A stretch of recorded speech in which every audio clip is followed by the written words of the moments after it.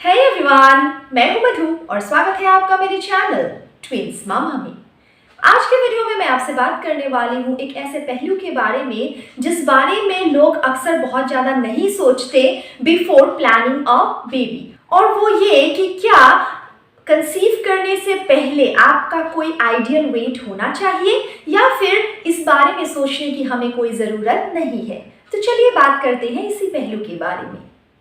अपने previous video में मैं ऑलरेडी आपसे कुछ टॉपिक्स के बारे में बात कर चुकी हूँ जिस बारे में एक कपल को ध्यान रखना चाहिए अगर वो नियर फ्यूचर में बेबी प्लानिंग करने वाले हैं। इनमें कुछ हेल्थ रिलेटेड फैक्टर्स होते हैं, कुछ लाइफस्टाइल रिलेटेड फैक्टर्स होते हैं, ओव्यूलेशन को कैसे ट्रैक करना है, इन सब के बारे में मैंने बात की हुई है। आप उन वीडियोस को देख सकते हैं अगर आप एक ऐसे कपल है जो बेबी प्लानिंग का सोच रहे हैं। अगर प्रेगनेंसी से पहले एक महिला का वेट बहुत ज़्यादा या बहुत कम हो, इससे उनके गर्भधारण में कुछ समस्याएं आ सकती है, या फिर एक बार गर्भधारण हो भी जाए फिर भी उसके आगे जो पूरा 9 महीने का एक सफ़र चलता है उस दौरान कुछ कॉम्प्लिकेशंस के होने के चांसेस भी ज़्यादा होते हैं। रिसर्च के अनुसार अगर महिला बहुत ज़्यादा दुबली हो तो हो सकता है उन्हें कंसेप्शन रिलेटेड कुछ इश्यू हो और कंसीव करने में ज़्यादा टाइम लगे, या फिर अगर एक महिला बहुत ज़्यादा ओबीज हो फिर हो सकता है उनको जेस्टेशनल डायबिटीज़ या फिर जेस्टेशनल हाइपरटेंशन जैसे कुछ असुविधाएं प्रेगनेंसी के दौरान हो। इसीलिए ना केवल गर्भवती बनने के लिए बल्कि गर्भावस्था के दौरान एक अच्छा सा हेल्थ मेंटेन करने के लिए भी ये बहुत ज़रूरी है कि आप अपने प्री प्रेगनेंसी वेट के लिए कुछ स्टेप्स उठाएं, प्रोवाइडेड ये अगर आइडियल नहीं है।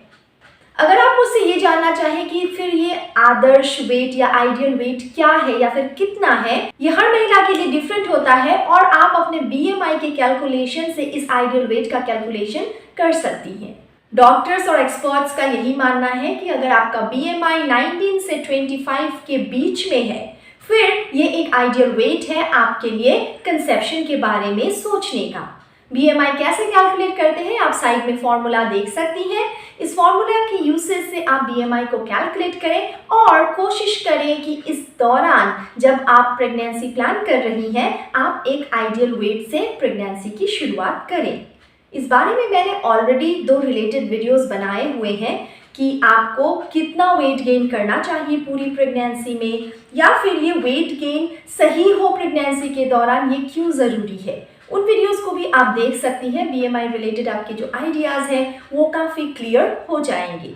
अगर एक महिला का वेट काफ़ी कम हुआ इससे उनके जो हार्मोनल प्रोफाइल में एक नेगेटिव असर पड़ता है जिससे कि उनका ओव्यूलेशन सही वक्त पर नहीं हो पाता, और शायद ये एक रीज़न हो सकता है कंसेप्शन में मुश्किलाहट आने की।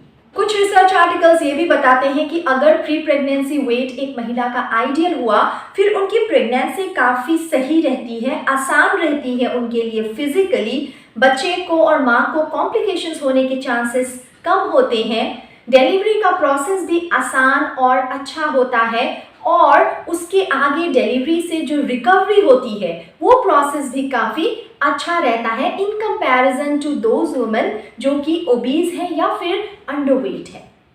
एक और वजह है जिसकी वजह से डॉक्टर्स ये सलाह देते हैं कि प्रेगनेंसी से पहले आपको आइडियल वेट अचीव करना चाहिए, क्योंकि अगर आप एक बार प्रेग्नेंट हो गई तो इसके आगे वेट लूज करने के जो भी मेजर्स हैं उनको अपनाना आपके लिए काफ़ी मुश्किल रहेगा।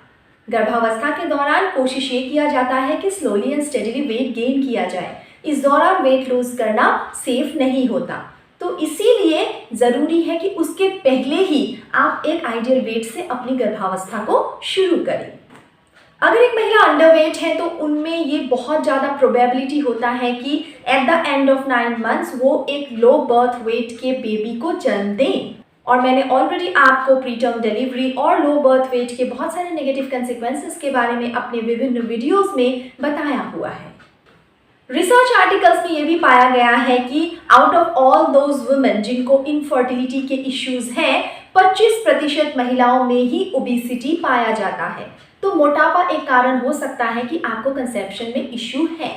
कभी कभी थायराइड रिलेटेड कुछ बीमारियों की वजह से या फिर पॉलीसिस्टिक ओवेरियन डिजीज या PCOD की वजह से भी एक महिला काफ़ी वेट गेन कर लेती है, जिसके आगे उनकी इस हार्मोनल असंतुलन की वजह से कंसीव करना मुश्किल हो जाता है। तो ऐसी किसी परेशानी से अगर आप गुजर रही हैं, फिर आप अपने डॉक्टर से इस परेशानी की ट्रीटमेंट ज़रूर लें, अपने मोटापे को कम करें और तभी अपनी प्रेगनेंसी प्लान करें। तो मॉरल ऑफ द स्टोरी यही है कि अगर आप अंडरवेट हैं या ओवरवेट हैं, दोनों ही केसेस में अपने बीएमआई को कैलकुलेट करके आइडियल वेट तक पहुंचने की कोशिश करें और उसके आगे ही अपनी प्रेगनेंसी प्लान करें। ये आपके लिए भी अच्छा रहेगा, आपके बच्चे के लिए भी। और ऐसे ही प्रेगनेंसी और पेरेंटिंग रिलेटेड इन्फॉर्मेशन को जानने के लिए मेरे चैनल को काइंडली सब्सक्राइब कर लें और नोटिफिकेशन बेल को भी हिट करना ना भूलें। इससे आपको मेरे नए वीडियोस की जानकारी जल्द ही मिल जाएगी। Thank you so much. See you soon.